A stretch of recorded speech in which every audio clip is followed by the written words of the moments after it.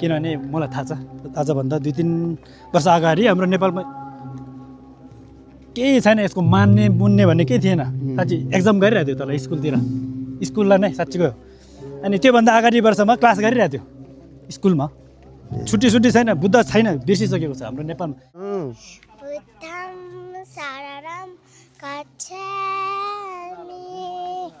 बुद्धलाई फेरि हामीले सम्झिनु जरुरी छ है भन्दै यो जस्तो छ नि गुरु। हजुर। अब यसरी चाहिँ एकदम अब हैन अब बुद्धको चाहिँ एउटा प्रतीक हैन अनि छोइहरू हजुर अनि लामा गुरुहरू चाहिँ यसरी हैन भनौँ न मन्त्र जप्दै हैन अहिले यो गाउँ परिक्रमा गरिरहेको छ हैन, हिँडिरहेको छ।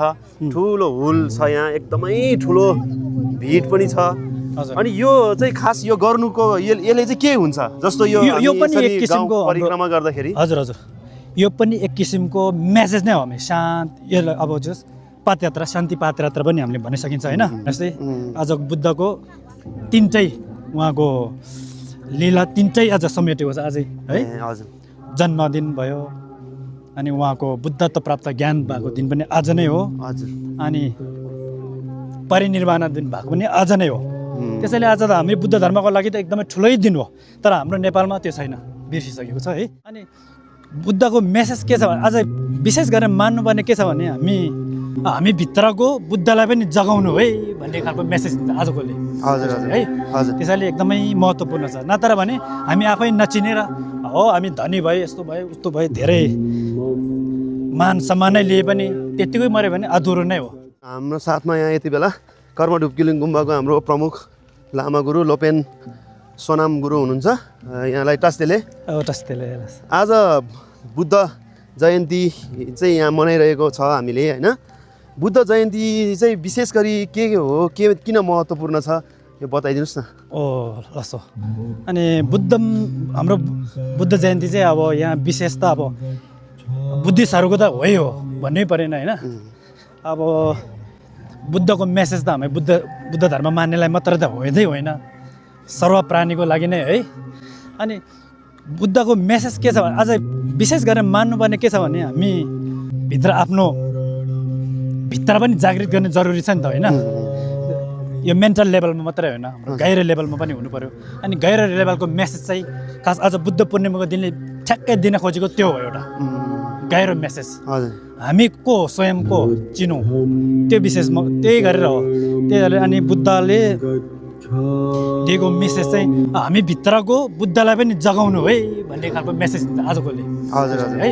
हजुर। त्यसैले एकदमै महत्त्वपूर्ण छ। नत्र भने हामी आफै नचिनेर हो हामी धनी भए यस्तो भयो उस्तो भयो धेरै मान सम्मानै लिए पनि त्यतिकै मऱ्यो भने अधुरो नै हो। त्यसैले आज बुद्ध पूर्णिमाको दिनमा अनि पूर्ण रूप चन्द्रमणि पूर्ण हुन्छ। त्यसले हामी भित्रको जस बुद्धको उपदेशलाई अपनाएर गयो भने हाम्रो लाइफ पनि एउटा पूर्ण त हुन्छ भन्ने एउटा मेसेज पनि जान्छ यहाँबाट है। त्यसैले अनि फेरि बुद्ध जयन्ती मात्रै पनि हुने आज अघि भने जस्तै आज बुद्धको तीनटै उहाँको लीला तीनटै आज समेटेको छ आजै है। हजुर। जन्मदिन भयो अनि उहाँको बुद्धत्व प्राप्त ज्ञान भएको दिन पनि आज नै हो। हजुर। अनि परिनिर्वाण दिन भएको पनि आज नै हो। त्यसैले आज त हामी बुद्ध धर्मको लागि त एकदमै ठुलै दिन हो। तर हाम्रो नेपालमा त्यो छैन, बिर्सिसकेको छ है। किनभने मलाई थाहा छ आजभन्दा 2-3 वर्ष अगाडि हाम्रो नेपालमा केही छैन यसको मान्ने बुन्ने भन्ने केही थिएन। साँच्ची एक्जाम गरिरहेको थियो तल स्कुललाई नै साँच्चीको। अनि त्योभन्दा अगाडि वर्षमा क्लास गरिरहेको थियो स्कुलमा। छुट्टी छैन, बुद्ध छैन, बिर्सिसकेको छ हाम्रो नेपालमा। हुन त हाम्रै देशमै जन्मेको हो।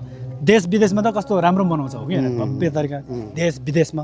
तर हामीले बिर्सिसक्यो नि त हो। त्यो पनि एउटा अब फेरि जागोस् भनेर मनाउन खोजेको हामीले चाहिँ बुद्धलाई फेरि हामीले सम्झिनु जरुरी छ है भन्दै यो जस्तो छ नि गुरु। हजुर। अब यसरी चाहिँ एकदम अब हैन अब बुद्धको चाहिँ एउटा प्रतीक हैन अनि छोइहरू अनि लामा गुरुहरू चाहिँ यसरी हैन भनौँ न मन्त्र जप्दै हैन अहिले यो गाउँ परिक्रमा गरिरहेको छ हैन, हिँडिरहेको छ।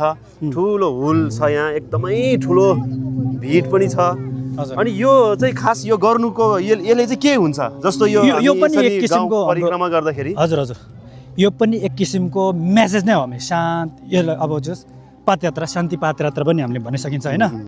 शान्त रूपमा हामीले शान्त भइकन अनि राम्रो विचार बोकेर हामीले यो गरिदियो भने यो पनि एउटा धर्म प्रवचन नै भनौँ न, प्रवचन भन्छ के भन्छ अब मेसेज है। हजुर, यो चाहिँ सबैलाई फैलाउने हाम्रो एउटा यो कल्चर हिसाबको पनि भयो, आफ्नो कल्चरको हिसाबले के छ त्यो सबै बाजा गाजाको रूपमा एउटा मान सम्मान दिएको त्यो पनि हो। साथै यसमा धेरै ठुलो मेसेजहरू लुकेको पनि छ यसमा है। अनि यता सही तरिकाले गइदियो भने यसले हामीलाई धेरै प्रभाव पर्छ हाम्रो। जस्तो यसले चाहिँ अब गाउँमा शान्ति स्थापना शान्ति हुने हो, त्यो टाइपको पनि हो यो। हामीले अझै मन्त्र गर्दै यो छेउमा आफैमा राम्रो पोजिटिभ भाइब्रेसन छ, यो मजाले बोक्ने व्यक्तिले पनि मन राम्रो बोकेर गयो भने त अवश्य नै फाइदा हुन्छ यो। ल यहाँ हाम्रो सबैजना गाउँको होइन बुवा आमाहरू दाजुभाइहरू सबैजना चाहिँ यहाँ हामी शान्ति पदयात्रामा छौँ यति बेला। र हाम्रो लोपेन गुरुले पनि उहाँले भनिसक्नु भएको छ बुद्ध जयन्ती चाहिँ किन एकदमै धेरै महत्त्वपूर्ण किन छ भनेर उहाँले बताइसक्नु भएको छ। र उहाँलाई धेरै धेरै धन्यवाद दिन चाहन्छु। हाम्रो यहाँ बलेफी गाउँपालिका वडा नम्बर 3 धुस्कोट कर्मढुक्किलिङ गुम्बाको चाहिँ अहिले गुम्बाबाट निकालिएको यो शान्ति पदयात्रा हो। यति बेला हामी यहाँ चाहिँ सयौँको सङ्ख्यामा हामी यहाँ बुद्ध को चाहिँ अनुयायीहरू, बौद्ध धर्मको चाहिँ अनुयायी चाहिँ यहाँ सबैजना हिँडिरहनु भएको छ, यहाँ यात्रामा सरिक हुनुभएको छ। र यसपालि चाहिँ यो हाम्रो पुरानो गोरेटो बाटो हुँदै हाम्रो गाउँको अर्को गुम्बा रहेको छ। यो यात्रा त धेरै अगाडि पुगिसकेको छ। यो जुन अब यो हाम्रो लामबद्ध होइन यो पदयात्रा चाहिँ धेरै अगाडि पुगिसकेको छ। यहाँले देख्न सक्नुहुन्छ यता परसम्म पुगेको छ। र यहाँ हाम्रो पुरानो गुम्बा अलिकति अगाडि, र अहिले हाम्रो धुस्कोटमा चाहिँ 2वटा गुम्बा रहेको छ। एउटा कर्मढुक्किलिङ गुम्बा र अर्को यहाँ घेदुङ छ्योलिङ भन्ने हाम्रो यो अलिकति अगाडि यहाँ छ। त्यो चाहिँ निर्माणाधीन नै छ, बन्ने क्रममा सकिएको छैन। र यो ठाउँमा चाहिँ हाम्रो यो धुस्कोटमा चाहिँ विशेष गरी धेरै परापूर्वकालको एकदमै पुरानो ऐतिहासिक गुम्बाहरू पनि यहाँ छ, जुन चाहिँ अहिले भग्नावशेष भएको छ। यो बिचमा कुनै सायद अब केही परिस्थितिवश होला, त्यसको हामी अध्ययन र खोजमै छौँ। त्यो गुम्बाहरू चाहिँ हाम्रो फार्पाङ गुम्बा र यार्सा गुम्बा भन्ने पनि यहाँ हाम्रो धुस्कोटमा रहेको छ। र त्यो चाहिँ एकदमै धेरै पुरानो गुम्बाहरू, त्यो चाहिँ अहिले भत्किएको अवस्थामा भग्नावशेष अवस्थामा छ। र त्यो गुम्बाहरू हेर्दाखेरि पनि यो धुस्कोट जुन हिल छ, यो धुस्कोट ठाउँ गाउँ रहेको छ, यो निकै ऐतिहासिक अनि पुरानो गाउँ हो भनेर पनि हामीले त्यो कुराहरूले हामीलाई चाहिँ प्रमाणहरू होइन दिलाइरहेको भान हुन्छ।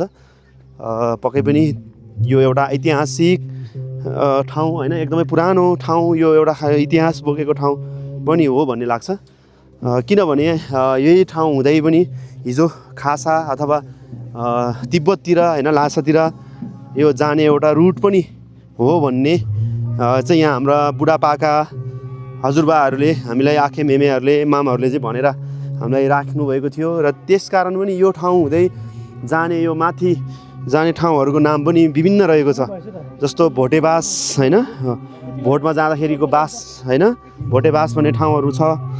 अनि भ्रिकुटी बिसाउना भनेर छ। भ्रिकुटी बिसाउना भनेको चाहिँ जस्तो भ्रिकुटीलाई चाहिँ बिहे गरेर लगिएको बेलामा जुन बाटो हुँदै त्यहाँ बिसाउन भनौँ न होइन, त्यहाँ बिसाएर चाहिँ लानुभएको थियो अरे सङचङ गम्पोसँग बिहे गर्ने बेलामा भनेर त्यस्तो खालको कथनहरू छ होइन। अनि गोर्खाली धारा भन्ने ठाउँहरू छ हाम्रो, जहाँ चाहिँ गोर्खालीहरूको हिजो चाहिँ होइन तिब्बतसँग भोटसँग युद्ध लड्ने बेलामा चाहिँ होइन जुन त्यो गोर्खाली सेनाहरू चाहिँ त्यहाँ चाहिँ गएर त्यहाँ बास बसेको, त्यहाँ धारा राखेको, खाना पकाएको भन्ने पनि हामीले सुन्नमा होइन हाम्रो बाबुबाजेहरूले माममेमेहरूले चाहिँ हामीलाई भनेर राख्नुभएको थियो।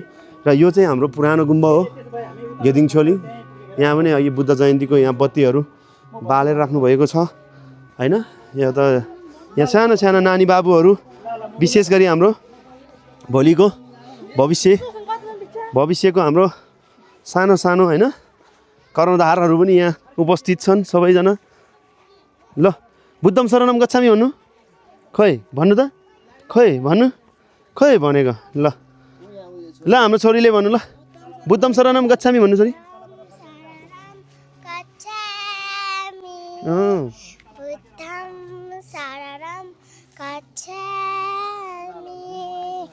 अनि त्यसपछि खोइ त धर्मम शरणम गच्छामि पनि भन्न। ल यति चाहिँ भने है हाम्रो छोरीले। ल यस्तो अब राम्रो ठाउँ होइन कति सुन्दर ठाउँ छ यो ठाउँ होइन। धर्ममा राम्रै हुँदैछ अगाडि बढ्दैछ हाम्रो यो ठाउँ खुसी लाग्छ होइन। बिस्तारै अब यो झन्झन होइन हाम्रो वर्षै पछि अझै बुद्ध जयन्तीलाई चाहिँ होइन एकदम भव्य रूपमा मनाउने क्रम जारी छ।